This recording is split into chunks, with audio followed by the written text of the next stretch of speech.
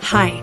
To start with the recipe, first, let's gather all our ingredients and combine 1 can 370 milliliters of evaporated milk, 1 can 300 milliliters of sweetened condensed milk, 3 large egg yolks, and 3 tablespoons of cornstarch in a saucepan. Make sure to whisk everything together until completely smooth. You don't want any lumps of cornstarch hiding in there. The mixture should look uniform and slightly pale yellow. Now comes the most crucial part, cooking the mixture over low heat. Keep stirring constantly with a wooden spoon or heat-resistant spatula. This step requires patience, as it usually takes about 15 to 20 minutes.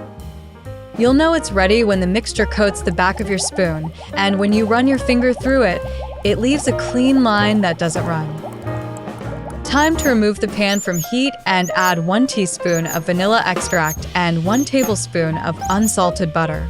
The residual heat will help melt the butter perfectly. Don't skip the pinch of salt. It enhances all the flavors and balances the sweetness. Keep stirring until the butter is completely melted and incorporated. The mixture should look glossy and smooth, with no visible butter streaks. This usually takes about 2 to 3 minutes of continuous stirring. The consistency should be similar to thick pudding. Transfer your Yema mixture to a heat-proof container. I recommend using a wide, shallow container rather than a deep one. This helps it cool faster and more evenly. Let it cool completely at room temperature, which typically takes about 30 to 45 minutes.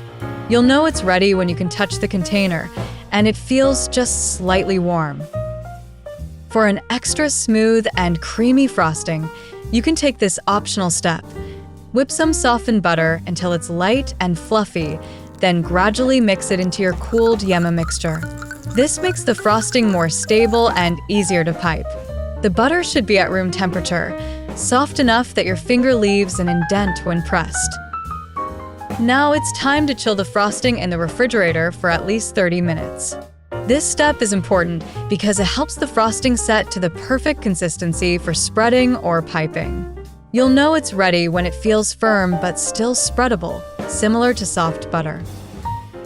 Finally, your Yema frosting is ready to use. Spread it generously between cake layers or use it to frost the entire cake. If you're piping, the frosting should hold its shape beautifully. A little trick: if it becomes too firm, let it sit at room temperature for 5 to 10 minutes before using. And that's how you make this delicious recipe. If you enjoyed it, don't forget to subscribe to the channel for more recipes like this one. Bye.